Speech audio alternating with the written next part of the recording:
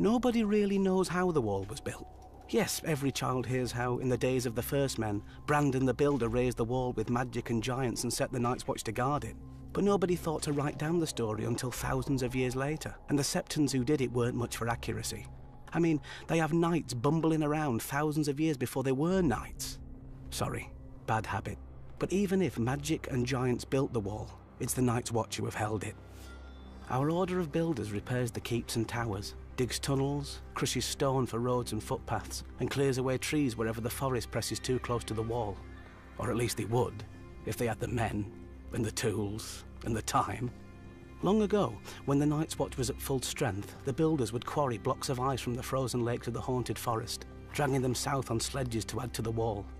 Now, it's all they can do to watch for cracks or signs of melt and make what repairs they can, without men, or tools, or time. The Order of Rangers is the fighting heart of the Night's Watch. They ride beyond the wall, fighting and trading with wildlings, surviving shadow cats and snow leopards.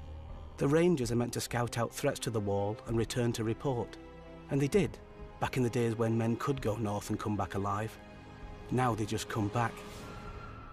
The Order of Stewards keeps the Watch alive.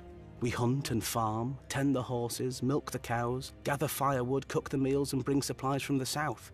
Not so heroic, I know, but since the Night's Watch doesn't starve or freeze, I guess we're the only order that still does everything it's supposed to. Without all of us guarding the wall together, well, it probably still wouldn't have ever fallen. Solid ice rising hundreds of feet into the air and running hundreds of miles to the sea.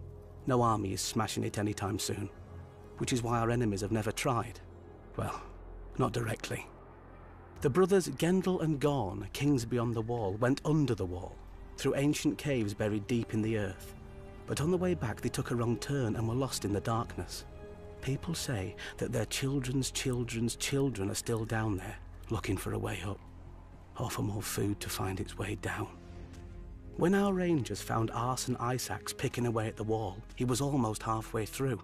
The rangers decided not to disturb him and sealed the way behind him with ice and stone and snow. Some say if you press your ear flat to the wall, you can still hear Arson chipping away with his axe. 100 years ago, another king beyond the wall, Raymond Redbeard, realised the wall's size is both its greatest strength and its greatest weakness. He waited for our patrols to pass and then sent climbers to the now unguarded stretch of the wall. When they reached the top, they dropped ropes and ladders for thousands more wildlings to clamber up. The Night's Watch didn't even know his army had crossed until after the Starks and Umbers had cornered and destroyed him. And that was 100 years ago, when the Watch had many more men than now. Lucky for the Night's Watch, the wall isn't without its own defences. Besides being incredibly tall and thick, the wall is also treacherous. Many times a patrol will find the broken corpses of wildlings who've tried to climb the wall, only for a piece of it to break off mid-climb, or to have their hold slip as the sun melted the ice just enough. When the light strikes the wall just right, it can even look like it's weeping. 1,000 years ago, the Night's Watch could have lined up shoulder to shoulder along the wall, all the way from Eastwatch by the Sea to the Shadow Tower to meet Mance Rayder and his army. But now, Mance isn't bothering to find tunnels under the wall or climb over it. He was a sworn brother once. He knows that the glory of the Night's Watch is behind us. Mance is going to try what no man ever has. He's going to come through the wall. One day, I hope Maesters write stories about how we beat him back. Because if we don't, there may not be any more stories to write.